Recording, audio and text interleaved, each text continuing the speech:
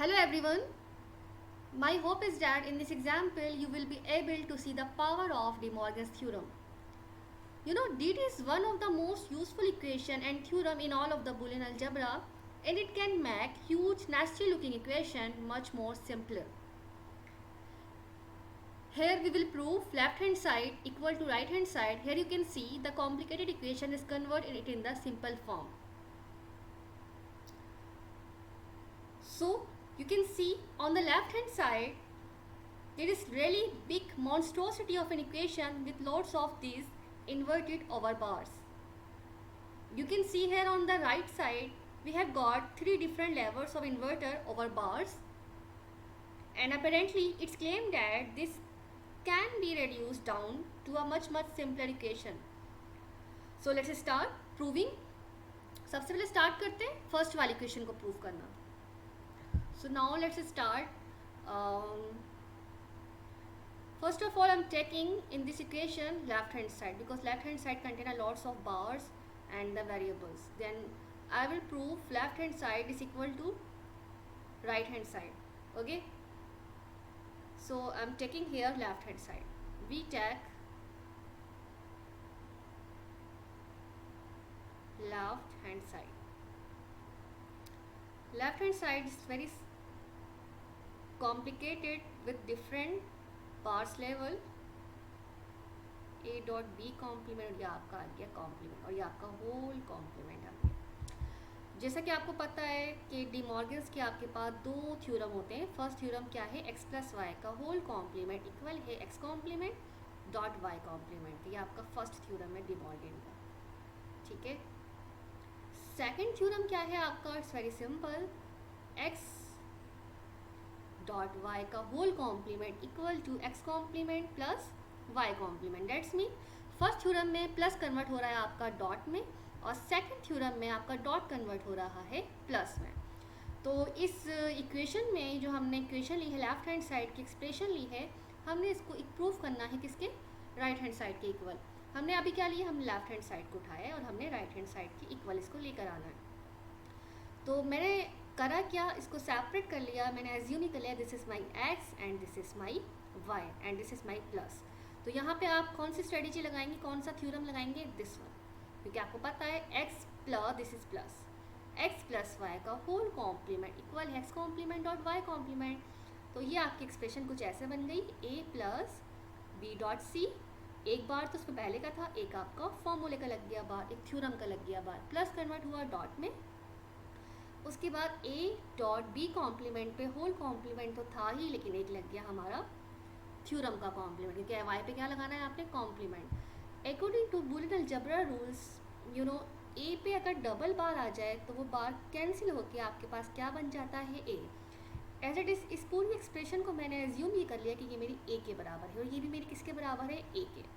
तो that's mean आपका ये दोनों बार क्या होगा, कैंसिल आउट, और आपकी फाइनल इक्वेशन क्या बन गई, a plus B C dot, okay, और ये आपका आ गया ए डॉट बी का कॉम्प्लीमेंट.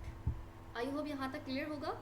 आगे देखते हैं. अब मैं यहाँ पे क्या कर रही हूँ, मैं यहाँ पे आपस में मल्टीप्लाई कर रही हूँ. इस पूरी एक्सप्रेशन को पहले मैं ए के साथ लिखूँगी, फिर इस पूरी एक्सप्रेशन को मैं लिखूँगी बी सी के साथ. तो यहाँ पे आप और करिएगा, यहाँ का आपका A dot A B complement, then B C के साथ भी लिख देते हैं B C A B complement. According to again Boolean algebra 12 rules में से एक रूल है ये कि a डॉट ए इक्वल होता है a के. डेट्स मीन यहाँ पे आपके दो a हैं, तो यहाँ पे मैंने a के लिख दिया, a b complement. Again there is a rule of Boolean algebra, a dot A complement equal है 0 के. अब आप यहाँ पे देखें, यहाँ पे ये फॉर्मूला लग रहा है, यहाँ पे आपको b मिल रहा है और आपको b कॉम्प्लीमेंट मिल रहा है. दोनों क्या है, आप इसको एज्यूम कर सकते हैं कि a है. ठीक है. तो इस इक्वेशन को अगर मैं ऐसे करके लिख दूँ कि b dot B complement C A, तो एक ही बात है. तो यहाँ पे आप और कीजिएगा, b dot B complement means a dot A complement जो कि बराबर है 0 के. तो यहाँ पे मैंने क्या लिख दिया, 0.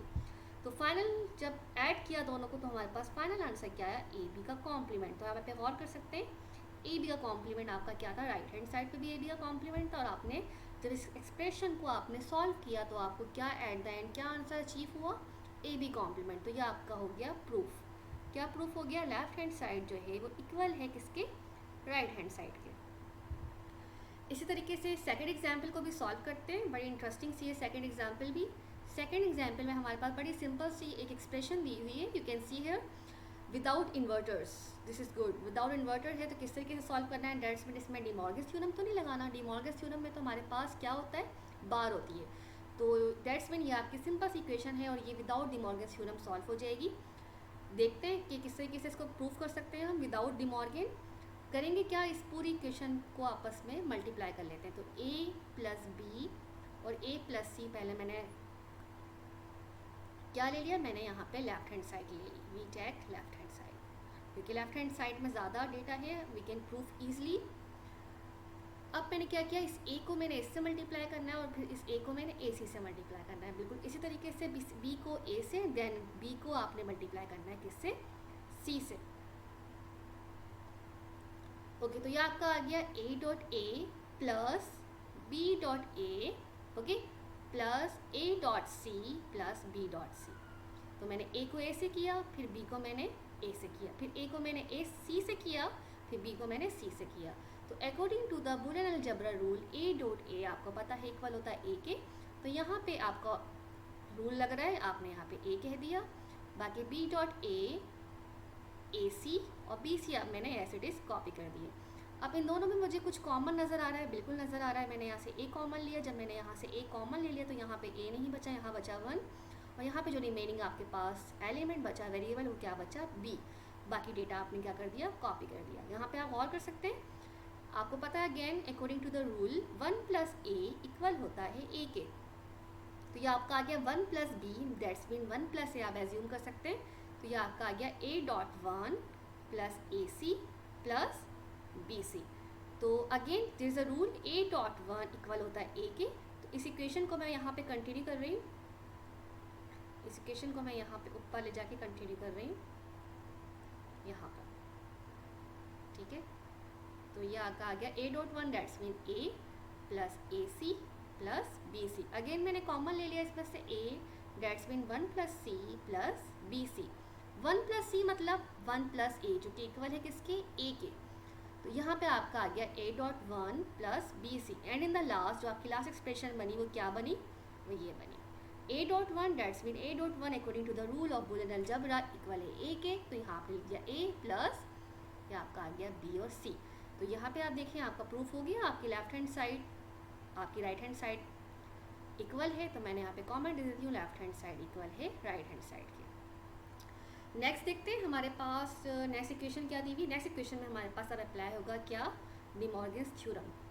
तो स्टार्ट करते हैं इसको सॉल्व करना। इसमें ले लेते हैं हम लेफ्ट हैंड साइड ही ले लेते हैं और लेफ्ट हैंड साइड को प्रूव करते हैं राइट हैंड साइड के इक्वल। तो मैं यहाँ पे स्टार्ट कर रही हूँ प्रूव करना लेफ्ट हैंड साइड पे, और जो दो थ्योरम्स थे वो हमारे पास यहाँ पे लिखे हुए, हम यहाँ से देख सकते हैं।